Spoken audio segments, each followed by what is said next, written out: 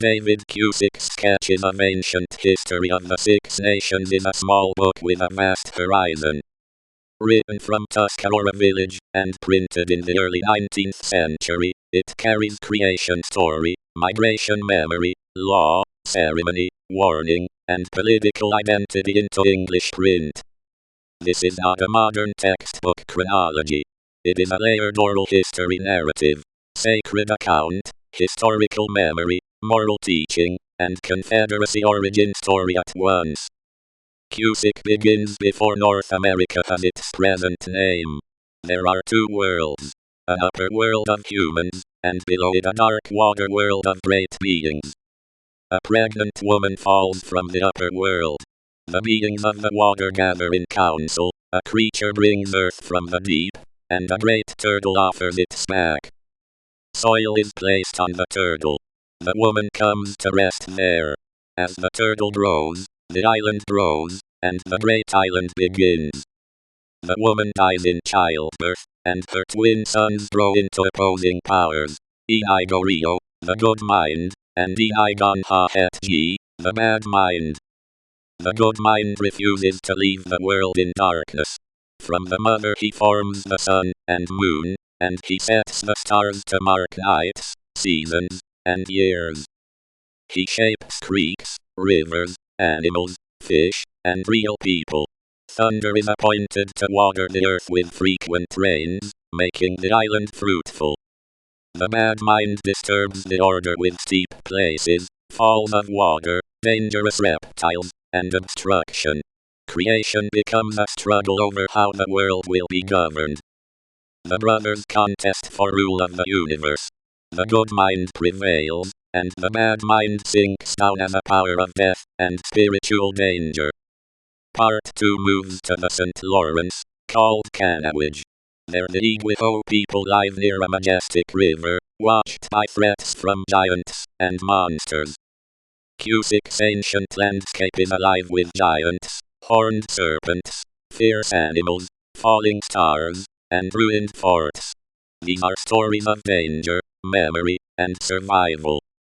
Again and again, the people survive by gathering in council, hearing warnings, organizing warriors, and defending the homes and paths that keep society alive.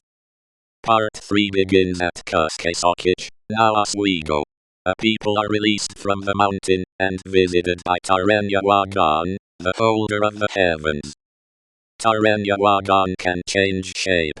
He guides the people across rivers and waters, then places the families in territories that become the names of nations.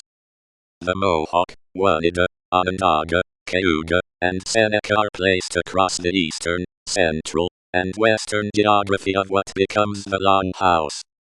The sixth family journeys farther, to Kautano, described by Cusick as pine in water near the mouth of the Neuse River in North Carolina.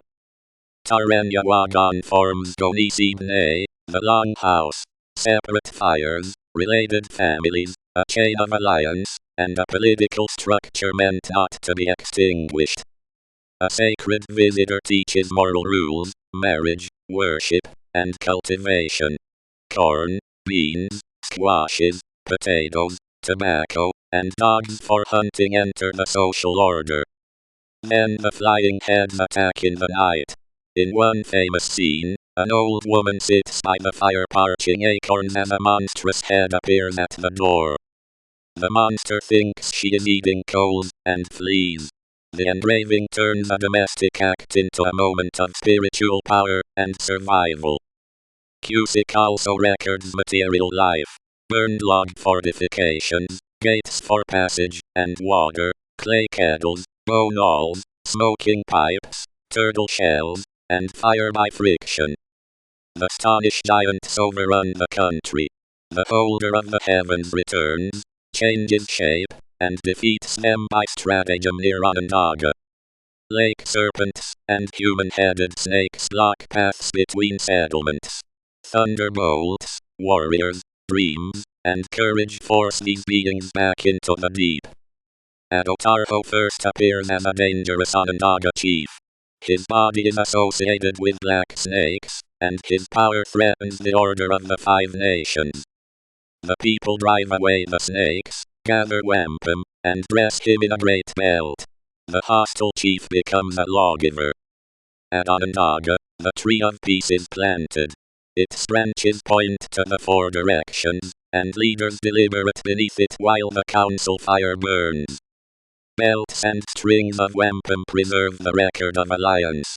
The Onondaga become the heart of the country, and succession follows the woman's line. The war dance and raving shows movement, music, and collective energy. In the book, conflict is never only violence. It is tied to law, memory, and diplomacy. Cusick also records healing and danger. A man learns medical roots after an encounter with astonished giant pointer, then returns able to cure diseases. He names generations or tribes as otter, bear, wolf, beaver, and turtle.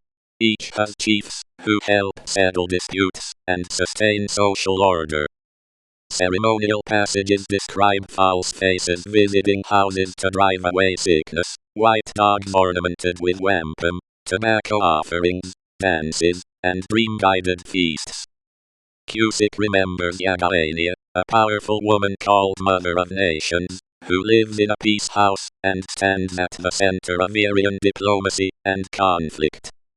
Hunting is guided by medicine, moon timing, salt licks, canoes, and firelight. The seasons are directed by the 7 stars, and travelers follow the northern star. Cusick later says the Tuscaroras renew their intercourse with the 5 nations, with many towns between the seashores and the mountains. Near the end comes a warning.